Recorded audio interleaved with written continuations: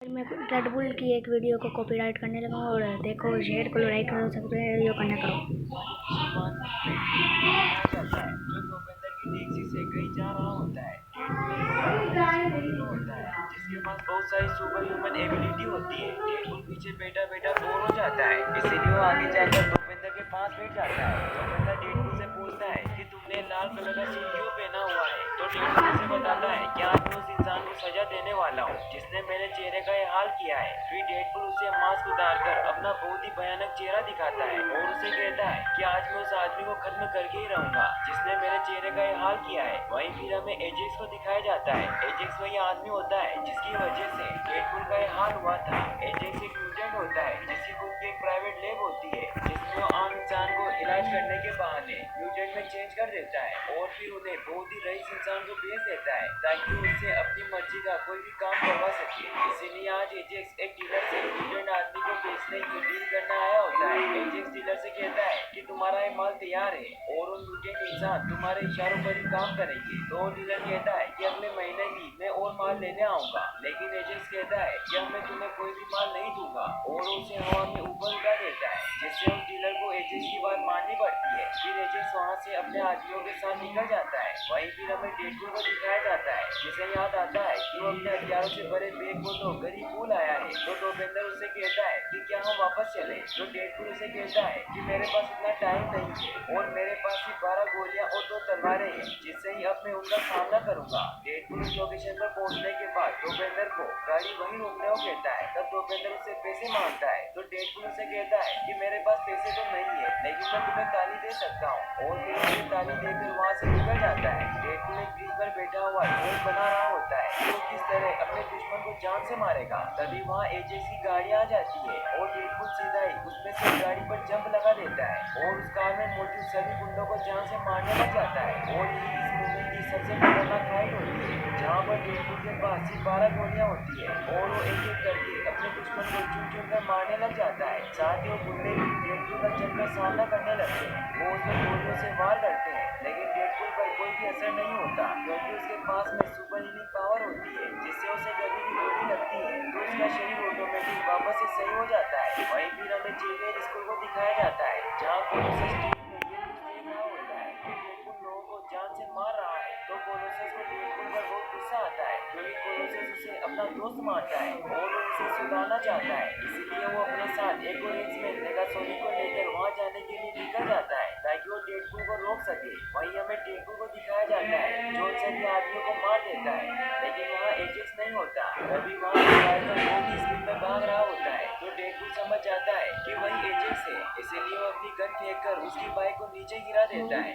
और उसे बहुत मारता है और उसे कहता है कि तुमने मुझे पहचाना नहीं, मैं वही वेड विल्सन हूँ जिसके शरीर का तुमने हाल किया है। और फिर उसे अपनी शक्ल दिखाता है लेकिन तभी वहाँ नेगासोनिक और कोलोसस पहुँच जाते हैं और कोलोसस डेडपूल को उसे जान से मारने से रोक लेता है और उसे कहता है कि किसी भी इंसान को जान से मारना किसी भी समस्या का हल नहीं होता। तो डेडपूल उसे कहता है कि इसने बहुत से लोगों की जिंदगी बर्बाद की है, इसीलिए आज मैं इसे खत्म करके रहूंगा। और इन्हीं बातों को लेकर वो दोनों बहस करने लग जाते हैं और मौका देखकर एजेक्स वहाँ से भाग जाता है। डेडपूल को इसके बारे में पता चल जाता है और उसे कोलोसस पर बहुत गुस्सा आता है क्योंकि उसकी बातों की वजह से वो भाग गया था। इसलिए डेडपूल कोलोसस को मारता है लेकिन कोलोसस स्टील का था इसीलिए डेडपूल का हाथ टूट जाता है लेकिन फिर भी डेडपूल हार नहीं मानता और वापस से उस पर वार करता है जिससे उसके बचे हुए हाथ पैर भी टूट जाते हैं। कोलोसस डेडपूल को हथकड़ी लगाकर उसे अपने साथ एक दिन बनाने के लिए लेकर जाने लगता है लेकिन डेडपूल उसके साथ नहीं जाना चाहता था, इसीलिए वो खुद ही चाकू से अपना हाथ काट लेता है और सीधा उस ब्रिज से नीचे कूद जाता है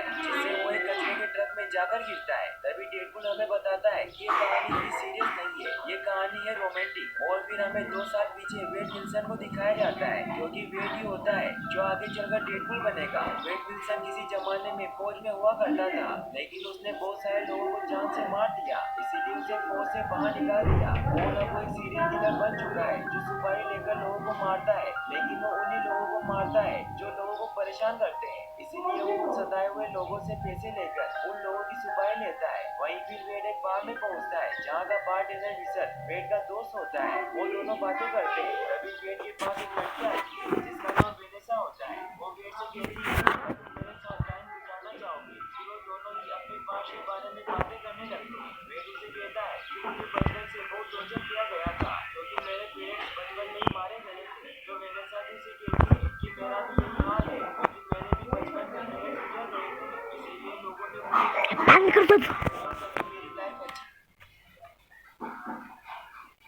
मुझे तो ढूंढना था। अच्छा है बे यार, इसमें हल्का आ जाएगा। पीतल पाल बे यार।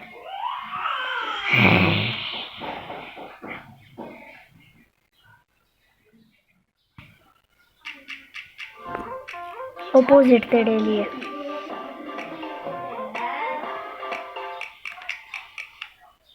के बाद साई बाबा और जेनॉस उससे पूछताछ करते हैं कि उन सब ने मिलकर शुरू से लगा। इस महीने की शुरुआत में हमें कंट्री को देखते अब एक्सप्लेनर रोहित उसके बाद सही है।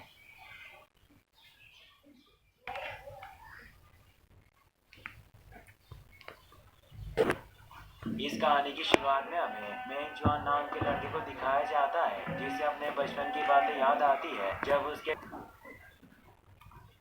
ने हमला कर दिया था और सभी लोगों को बेरहमी से मार डाला। उसे अपनी माँ की बहुत याद आ रही थी। अब हम पास्ट का सीन देखते हैं जब मेंग जुआन गांव के बच्चों के साथ खेल रहा था। वो अभी सिर्फ 5 साल का था, इसीलिए वो बहुत शरारतें करता था। गांव वाले उससे बहुत परेशान थे। बॉल से खेलते हुए सभी बच्चे समुद्र के किनारे आ जाते हैं। तभी हम गाँव में एक अजीब सा मॉन्स्टर देखते हैं जो गाँव में घूम रहा था और अब वो मेंग और उसके दोस्तों की तरफ बढ़ने लगता है। पर तभी वहाँ मेंग की माँ आ जाती है जिनका नाम बाई नियान यून था। वो मेंग को खेलने से मना करती है और कान पकड़कर अपने साथ ले जाती है। गांव के बाकी बच्चे अभी भी वही खेल रहे थे। एक बच्चा टकराकर नीचे गिरने लगता है। तभी जमीन में छिपा हुआ मॉन्स्टर उस बच्चे को खा जाता है और वापस से गांव की तरफ बढ़ने लगता है। नियान यून अपने बेटे के साथ गांव के पास मौजूद पहाड़ी पर आ गई थी। मेंग एक पेंटिंग ड्रॉ करता है जिसमें उसने एक पेड़ को ड्रॉ किया था।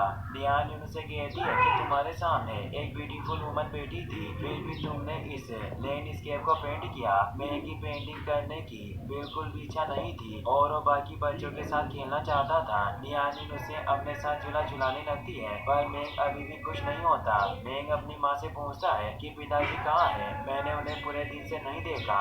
नियान यून कहती है कि तुम्हारे पिता को सिटी में कुछ काम था, इसीलिए आज रात हम दोनों अकेले हैं। मेंग जुआन के पिता का नाम मेंग दाजियांग था जो शहर के मेंग हाउस में गए थे ताकि उनके हेड से मिल सके। जुआन अपनी माँ से कहता कि मुझे भूख लगी है, इसीलिए आप मेरे लिए खाना बनाओ और वो भागकर वापस खेलने जाने लगता है। नियान यून उसे रोकने की कोशिश करती है पर वो नहीं रुकता। नियान यून जब पीछे मुड़कर देखती है तो वहाँ एक मांस वाला आदमी होता है जो अपने बहुत सारे डीमन के साथ उस पर हमला करने लगता है। वहीं गाँव में भी मॉन्स्टर